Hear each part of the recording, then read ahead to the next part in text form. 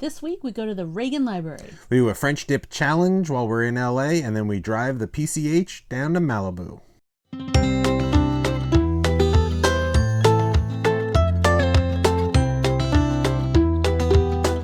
Before we get started, we are filming from the coach again because we're practicing Social distancing. and We're staying at home. that's important. We don't want to go out and film these around a bunch of people and expose other people as well as ourselves. So for the next few weeks, as you saw last week, we're going to be filming from the coach our wrap-ups and stuff Yes. because it's important to. Stay home and social distance. I'd like to flatten my curves, but I think that's a completely different thing. I agree. So from San Diego, we headed to Los Angeles. Yep. There is so much to do. We decided to break this into 3 parts for you. This video, obviously, is part 1. Absolutely. We had a lot of stuff to do, and we got to visit with some friends, and it was just great to get up to Los Angeles and really experience it from the coach. Was different than, like we said, from the San Diego video. It was just a different experience from the last time we were in Los Angeles. Right. Hey, everybody. Today we are at the Ronald... Hey, everybody. Hey, everybody. Hey, everybody. We're at the Ronald Reagan Library and Museum today. Absolutely. We're continuing on our presidential library tours, and we are in north of Los Angeles, and it's time for the Reagan Library. So we're going to go and we're going to show you a few items, and we hope you enjoy it as much as we hope we will. Perfect. It was a beautiful day at the Reagan Library and Museum, wasn't it, Drew? It sure was, yeah. Really great exhibits, a lot of stuff going on, and it was just north of Los Angeles, and we had a great time. It's up on a mountain, really beautiful views, and really spectacular property area. But it had a lot of interactive things. It had a lot of kind of exhibits like we saw at Nixon, where you got to see different recreations of different rooms and stuff like that. And I thought the courtyard was really amazing too. Yeah, that was one of my favorite features of that location. It was very spread out, and it was just nice. You could sit at one of the benches and just have a nice little time. Yeah, absolutely. It was obviously I thought it was very ornate at different areas. Obviously they had statues and paintings and stuff like that. And it was really well done, well put together, and well done. They even had a little bit of a hologram Reagan. Beautiful as this. Tell us about your ride, Mr. President. Well, Please, please get settled. Nancy and I went 7. They had some campaign stuff from when he was running, as well as a mock of the Oval Office, which is a little bit smaller than the one we saw at Nixon, and you can't walk through it. It's on a glass railing and partition, but it does have replicas of everything that was in the office when he was there. And there's even a little jar of jelly beans. That's sitting right. right there too. Yeah, so it was nice to see the artwork, the jelly beans, as you said, the Jelly Belly jelly beans that he loved. But the furniture of the style that he had. I like seeing the difference of the different Oval Offices from Johnson's to Nixon's to this one. What did you think of the different design styles they had? It's really neat because with Reagan, obviously you'll see the early 80s. That was interesting to see with like these burnt orange colors in the curtains. Yeah, I agree, and I thought it was interesting with where white couches had made it in, where we had seen at the other ones that they had more colored patterns and stuff like that. Mm-hmm. Also the different color schemes for the seal in the rug. Oh yeah. I mean, just the little touches and curtains and stuff like that. They even had a podium where you could read off the teleprompters and the speeches. I vamped it up like I usually do. That's true. Did you like that? Yes. You also had a chance to see Nancy Reagan's outfits over the years, which were really cool to see. And this is the interactive area where you get to kind of play around on the computers, which you did. You can kind of see how the China patterns worked when certain important people came to the White House and they had a proper meal. The staff had a certain way to set the, obviously, proper pattern of setting up a China set, correct?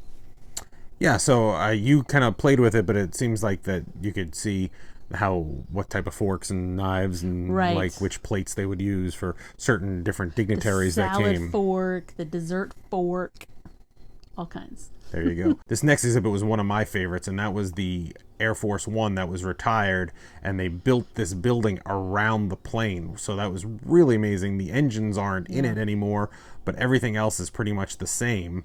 So you get to walk through it, and I was one thing I was really looking forward to, was seeing this big plane and it's going off into the sunset, so to speak.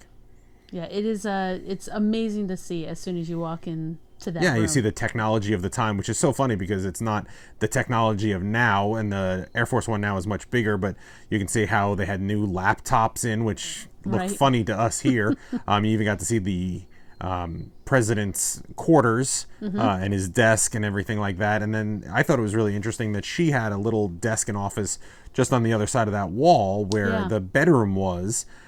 So she had a little desk right there that she could do some things. And I thought that was great to think about.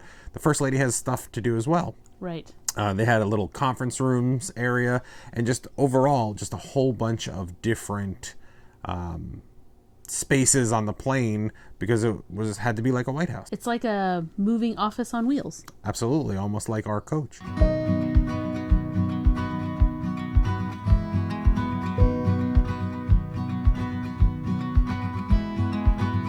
Outside, they had a mural of every plane that has kind of taken the president around, including the one that we just toured through, and as well as the newest one, which is much bigger.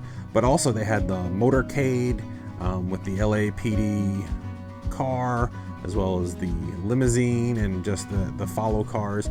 And it was really amazing to have like so many vehicle interactions, where Nixon had a lot of the interactions of rooms and buildings and stuff like that. This one showed kind of vehicles and everything like that.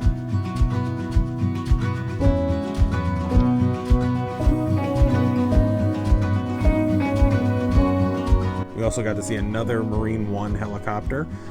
What did you think of this one compared to the one we saw at Nixon? It was a lot bigger than the other one. It's still not tall enough for you, Drew. No.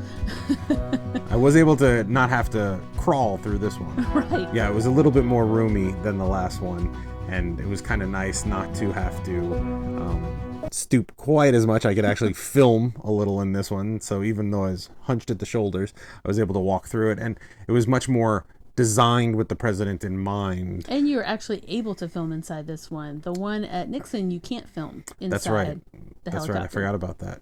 Good point. Good point. Counterpoint.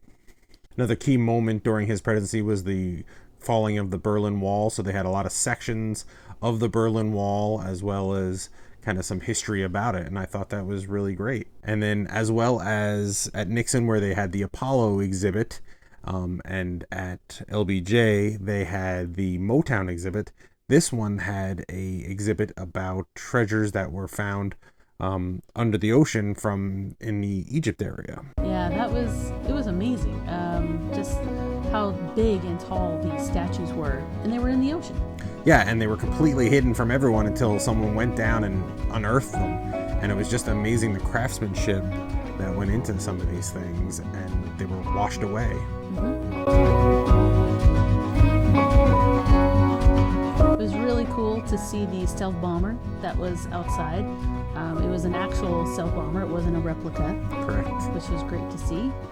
And then there was also a fighter jet that was the F-14A, which if anyone knows Top Gun, that was what was being flown in Top Gun. And then we ended with seeing Ronald Reagan and Nancy Reagan's memorial.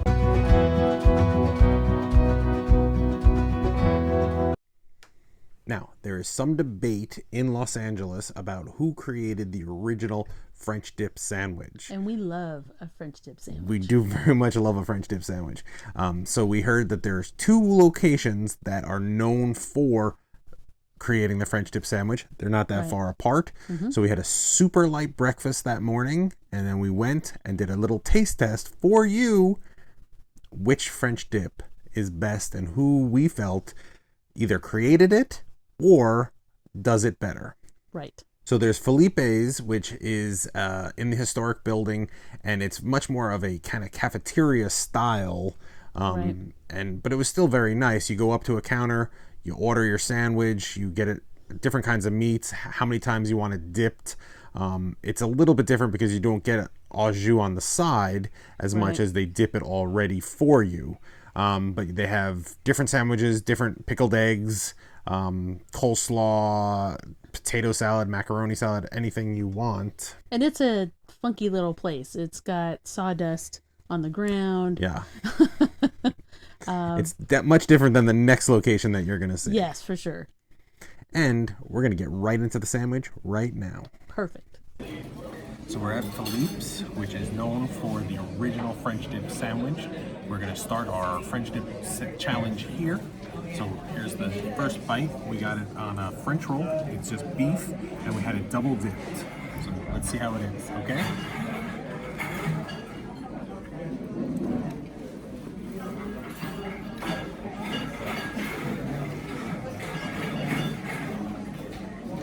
So we had Swiss cheese added, and it's just laid on there. It's not melted, but the sauce, the au jus, is really delicious. The meat is very tender, breaks apart with your teeth when you take a bite. Don't need a fork or knife, and it is very tasty. If the other one's even half this good, we're gonna have 2 good sandwiches, so we're excited. You want to try the coleslaw? Sure. This might look a little sloppy.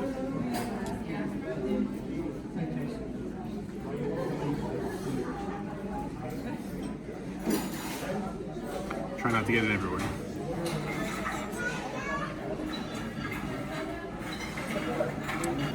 It's a nice tangy coleslaw, and it's just cabbage and the mixture, and it's very nice. It's got a little sweetness on the after kick, but the cabbage isn't too soft. It still has a crunch, and I think it's fantastic. It's some of the better coleslaw we've had in the last 6 months. We then headed over to Kohl's for their French dip sandwich. They are also claimed to have the original French dip sandwich. Right. So we're going to take a look. We got there right as they were opening, and that's the biggest difference.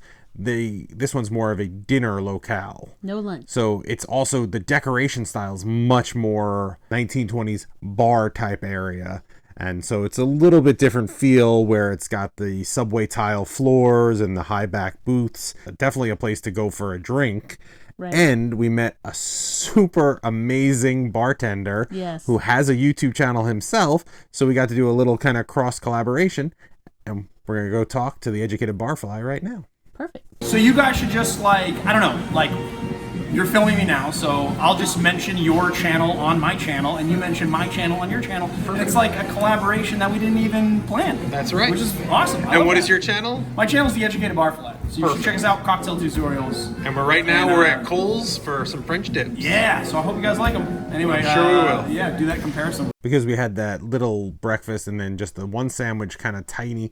Then this one we just ordered a little bit more, but kind of still tried to stay in the same genre as the last place. This one actually comes with a side item. We got their kind of lunch special, because our early bird special, and that came with a side item. Dinner early special. Dinner early special, yeah. This place looks awesome. We started with a Caesar salad with actual sardines on top. And then with our French dip sandwich, we had tater tots. And we also got a side of coleslaw. And what did you think of the sandwich? I thought the sandwich was really tasty. Yours came with French fries. Mine came with tater tots. I liked having the au jus on the side. I like kind of monitoring how much I want to dip it. I agree. The Swiss cheese was melted as opposed to just laid on there like the last one. It was a much bigger bite. To be honest, they were both fantastic. You're not going to go wrong with either sandwich.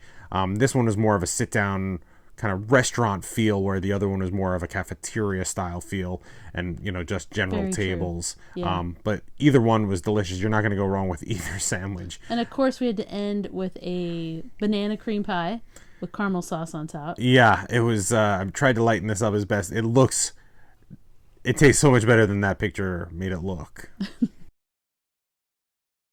It was a fantastic meal.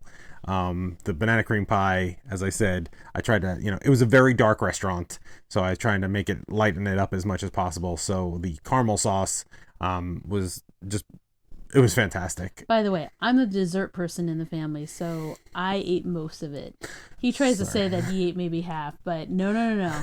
I'm the one. And let me It tell is you, true. I enjoyed every bite of it. It is true. I took a little bit of the banana cream and the wafer, the graham cracker crust, but you had all the whipped topping up top. Yes. Anyone who knows me knows I do not do whipped cream at all. So But it was more overall, a dessert for you. Between the two places, what would you say was our top? If I had to pick between one or two, You got it. That's the challenge.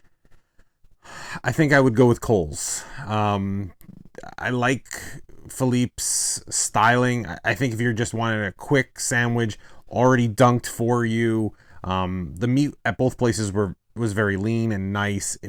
Both had great seasoning and taste. I just felt I personally like to be able to dunk it myself and kind of say, okay, I want this bite to have a lot of jus, this bite to have just a little bit. And that was kind of a nice thing at Cole's where you could kind of dictate how much sauce you wanted. What about you? What did you think? I agree. I think Cole's was the better of the two for us.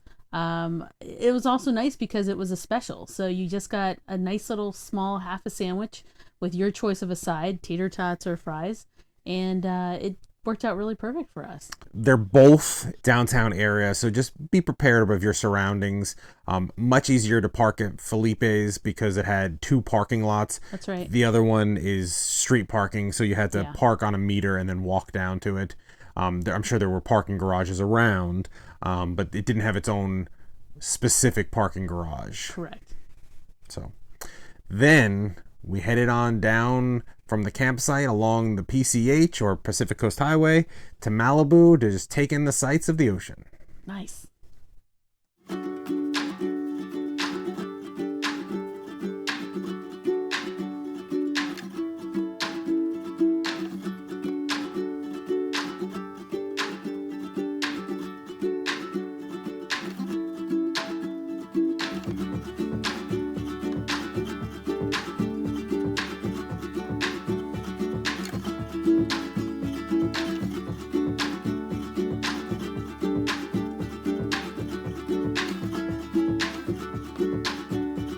It was awesome to drive down the PCH. We're looking forward to doing it in other sections also. Oh, yeah. It was just amazing to see how many RVs and campers were parked along the side of the road.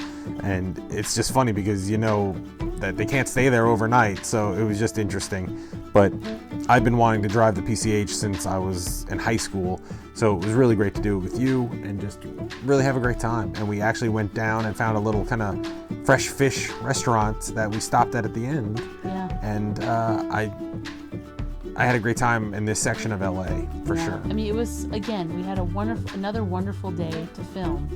That's why we got out the GoPro and decided to film while we were driving because it's just such a beautiful drive. Yeah, I agree. And the blue skies cooperated with us for sure. And it was just, I don't know, it was a beautiful day for driving. So this was part 1 of Los Angeles. Yeah. And we hope you stay tuned for the next couple weeks for parts 2 and 3. Because you're going to love it. Every episode you're going to love. Still, we really hope so. More things to do, more things to eat. Absolutely. All the time. For sure. We hope you enjoyed this video. Please subscribe if you haven't subscribed before. For everyone that has subscribed, thank you very much for continuing to watch and enjoy these videos with us. Absolutely. We enjoy making them for you as well. If you'd like to leave a comment, please do so. If you'd like to give us a thumbs up, we would love it and appreciate it. And if you want to get notified, you can hit the notification button as well. And hit that little bell for notifications when the next one comes. So you'll never miss our Sunday episode. Yes. Stay tuned for, as we said, Sunday episodes and Wednesday bloopers. And you'll see we made quite a few bloopers just on this little one. So we're not perfect either. Well, I'm not perfect. So thanks everybody. Thank you.